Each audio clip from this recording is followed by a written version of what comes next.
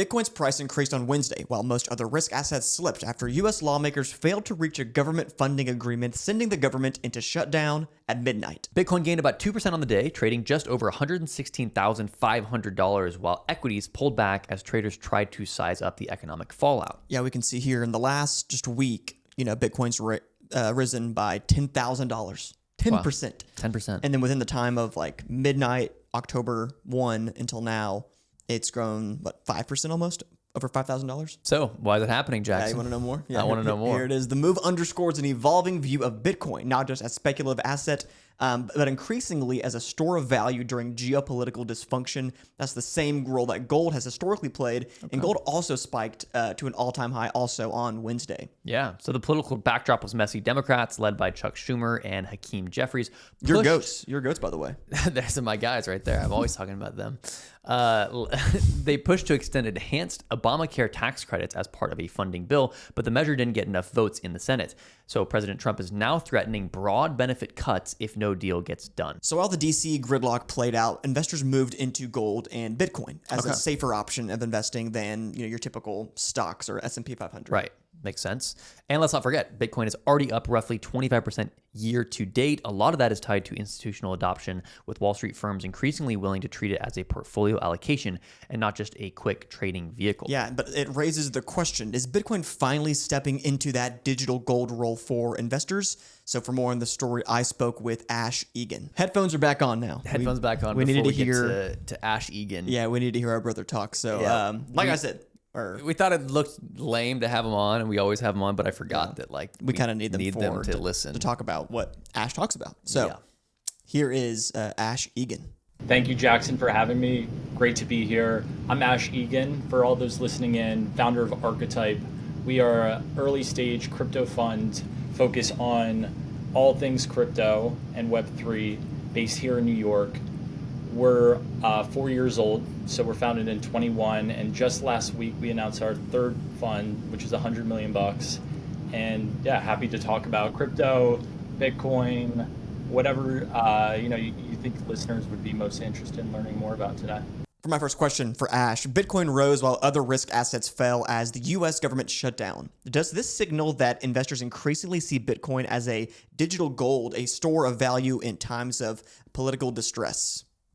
I think so. I mean, this is just a tiny snapshot, and if you look at, we like to snapshot sort of January 2024, when the Bitcoin ETFs launched, as really the start of the mainstreamification of Bitcoin.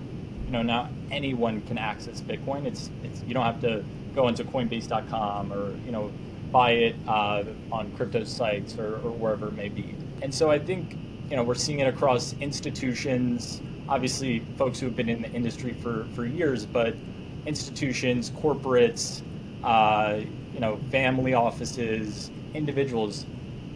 The goal is, just having now a Bitcoin strategy, and maybe that goes in the risk bucket. I'd say as of today, that's beginning, it's now starting to be sort of a hedge to these high flying, longer tail crypto assets and tech stocks and the likes. But it's been really fascinating watching the last 24 hours. Bitcoin went from 113K to 117K amidst the government shutdown. And so I think that's a pretty strong signal that it's being seen as risk is on, so go into Bitcoin. Do you think that when the government inevitably comes back to not being shut down, Bitcoin will go down? Maybe a little bit, but I feel like it's just been increasing over the last year. What was it? Year to date was how much? 25% up. Yeah, 25% up. And so maybe, but I feel like it'll just kind of hover around that $120,000 mark. Right. It'll just continue. I don't think anything special will happen with it. Financial advice from Jackson Fordyce. This is financial advice. If you want financial advice, here are the stocks that you need to buy. My 5 biggest buys of the year. What are they? Uber. Bitcoin. Uber. For my next question for Ash, could continued political instability further accelerate the move of capital into Bitcoin and other decentralized assets? I do think so, right? Will we, the U.S. got off the gold standard, 50, 60 years ago? Will governments and the U.S. go to a Bitcoin standard? I can't imagine that being the case. I think the beauty of Bitcoin, Ethereum, and digital assets as a whole, they're 24/7, 365. There's no gatekeeper, and then you also have your institutional custodian. So you can also have, if you want to, keep it in a vault, be 2 levels away from accessing it, you can also do that. And so I think it's the flexibility, the finite supply, and the fact that these are assets that are native to the internet.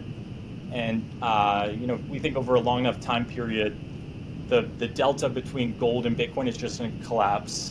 My last question for Ash, does this mark a broader shift in how investors hedge against political risk? I don't know if this is the start. I think this is one snapshot, probably of many. And you hear about these shutdowns every few years. It's around spending. I think depending whether you're in the US or not, you're looking at the price of Bitcoin and you're seeing it go up. And you're looking at the price of Ether, it's remaining stable or going up a little bit. You're looking at the stable coins, continuing to stay stable, continuing to be able to transact.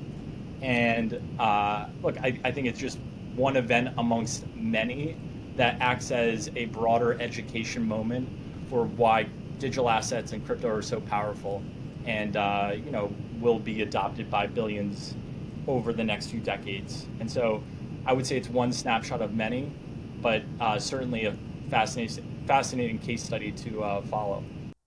All right. Well, I don't know if no financial advice here. We're not saying this as our advice to you, but buy Bitcoin, I guess. Not financial advice. Not you financial need advice. to buy Bitcoin. Yeah.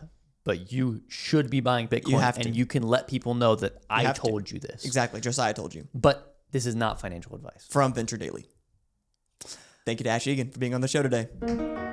All right, for our next story, Public just rolled out something that used to be reserved for the ultra-wealthy, direct indexing. Public is obviously the company that is a mobile and web investing platform for buying and selling various assets, and their whole thing is that it's for serious investors. Which we are as well, because we give financial advice here on Venture Daily. We do not. We don't. And instead of us explaining what direct indexing is to you, we spoke with Jannick Malling, the co-founder and co-CEO of Public.com. Yeah, thanks for having me. My name is Jannick Malling. I'm the co-founder and co-CEO at Public. Public is a multi-asset investing app where you can invest in stocks, bond, crypto, yield products, Crypto. and much more. And so, excited to be here. So the clip you're about to see is a little bit long, but it is Jannick explaining what direct indexing is. And so bear with us and we'll break it down after his explanation. It's a really good answer of what it is and what are the benefits of it. So my first question to Jannick, what exactly is direct indexing and what are its benefits? Yeah, great question. So let's start with what it is. So direct indexing is essentially a strategy where instead of owning like an index fund or an ETF, you own every underlying security in an index directly. And that comes with a few benefits. The most interesting one for most, probably tax benefits. So because you own the underlying stocks directly, you can sell specific positions at a loss, even if the overall index is actually performing fine.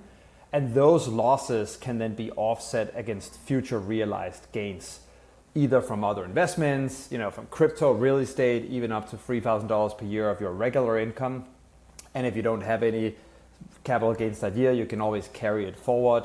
And so it's essentially just a way that you make your tax bill smaller, which is a feature that I think everyone universally likes.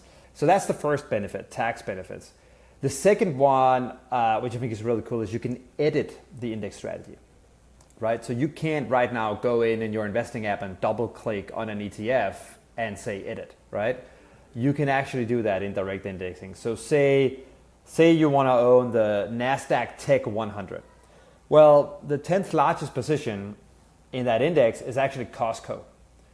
Now, I don't know about you. I mean, I love Costco, but I don't think it's a tech company. So if you want to be like, let me take that out and replace it with, Uber or something that is more like a kind of higher growth tech company, you can actually do that with a direct index, right? What we'll start to see, as we've had this in beta already, is people start with an index, but then they just make it their own over time. And then the third and final benefit is you control the rebalancing. So ETFs usually rebalance, usually just quarterly. Rebalancing is basically a way where they say, say you want to own 5% of this and 5% of that, the market will move, and then those positions might end up having higher or lower weights, and then you rebalance back to those kind of target weights. This is how everyone kind of does it. But in a rapidly changing world, doing that just quarterly isn't necessarily your best bet. And some studies have shown that you might benefit from rebalancing kind of at a quicker, faster pace. I always say, take the example of, you own the S&P 500, ChatGPT comes out. Do you want to wait another 90 days to increase your exposure to NVIDIA? Or do you want to do it overnight? So I think that's pretty cool. The 3 benefits he said are for tax reasons, editing and customization of your direct indexing, as well as rebalance control. And so I like the example he gave for the rebalance control of like, say there's big breaking news and that's going to really affect one of the stocks in your portfolio or in your index. You can't change that in traditional investing in indexes or ETFs. I guess he said it's quarterly. But with this, you can go in and edit like overnight. Like, oh my goodness, there's huge news around Netflix and Amazon. Like Amazon bought Netflix, for example. Let me go in and change the allocation for Amazon. I want more of Amazon now. Versus if it happened in the beginning of Q1, you have to wait until Q2 until that updates. And so he said it like that, as well as taking certain things out of your index. Like, for example, he gave the Costco example. But if someone is, within your ETF, say there's a tobacco company and you're morally against investing in tobacco companies or gambling companies, things like that. You can take that out and customize it instead of just passing over that index, whether or not you like it. Yeah, that's really nice. Because if you've got some index that you love, but there's just a couple companies in there you don't want to support or don't believe in either. Don't believe in, you can just take those all out, and now you've got the 97 instead of the 100 or whatever. And he said it too. It's like people end up basically just creating their own index. Yeah, which they also have their own. They came out with that a couple months ago. Was it the personalized generated assets? Generated assets. Yeah, but that's that's AI generated. I'm not sure you can add or take away from it. Maybe I think I remember like you put in, hey, create an index around this certain idea, and it makes one for you. But maybe it is customizable. I'm not so sure. But I guess a similar idea. That's cool. Yeah. So the fractional investing, but like to the max. Yeah, literally. My next question for Jannick. Public says it's cut the entry point for direct indexing from around $25,000 to $75,000 just down to $1,000. What allowed the platform to reduce those minimums so drastically? So the way it normally works in the stock market is you have to buy one full share of every company. And if you do that, you end up having to pay a lot more. At Public, we were actually the first back in 2019 when we launched to do a real-time fractional stock trading. And that actually is, fast forward to today, that fractional trading engine that we have is what allows us to bring the minimums of this product way down, because in Public, you don't have to buy full stocks or full shares of a company. You can buy any kind of dollar amount that you want pretty much, right? But I always thought to myself, that's not the full story, because fractional investing is gonna unlock someday being able to do direct indexing at much lower minimums, which are thought I was about talking it to him for, in the conversation. Yeah, we're the 6 years since we launched, I've thought about this. And finally, it's here, and I'm just super excited about that, because I really think that this is going to be the next evolution of how people sort of do index investing. ETFs have played a huge part of the modern markets for the last 20 years, but if you look at the arc of technology, it's always to bring more features, more customization, more personalization, faster and at a cheaper rate, and that's exactly what direct indexing is doing on Public versus just owning regular ETFs. Wow, love it. I like that. He was saying, I had this dream way back when we started Public of if we can do fractional investing, then we can do direct indexing, like a fractional direct indexing. And so this isn't like an idea they came up with, within the last year or so. Like, hey, we need a new product. We need the long-term mission. Yeah, make our investors happy. This has been like the vision that him and Life have had. So That's awesome. I appreciate that. Yeah. My last question for Jannick. If direct indexing gives retail investors the same tax and customization tools that billionaires use, do you think it changes the balance of power in wealth building? No, I think it 100% does, and that's exactly, I think, what the arc of financial technology innovation in our space of investing and the public markets is all about. It's all about leveling the playing field, whether it's through direct indexing, whether it's through our AI tools that we debuted now 2.5 years ago, that allows anyone to sort of research companies at a pace and at a level of resourcefulness where normally you would have to employ 5 stock analysts to sit and do that. I think it's all pointing toward the trend of leveling the playing field, honestly, for everybody. I think that's also why you're seeing a lot of retail investors get a lot smarter over this last decade, having much better returns. And so this is just the next chapter in that story. Going to be building more billionaires, which I know you don't like. You say there should be no billionaires, but That's right. Us and me and the team at Public believe that there should be more billionaires in this world. And that's what's going to happen with the people on Absolutely. users on Public are going to become billionaires. If they take my stock advice, yeah, for sure. All right. Thank you to Jannick Malling for being on the show today. All right, that's it for Venture Daily. Thank you so much for tuning in. If you like the show, hit that subscribe button and the like button on this video, and we'll see you tomorrow morning. Yeah, and thank you to Content Stack for letting us film here every single day in Austin, Texas. If you like today's show, whether you're on YouTube, Spotify, Apple Podcast, or X, leave us a like, comment, and review. Throw us a 5-star rating if you think we've earned it. And as always, we'll see you here tomorrow at Venture Daily.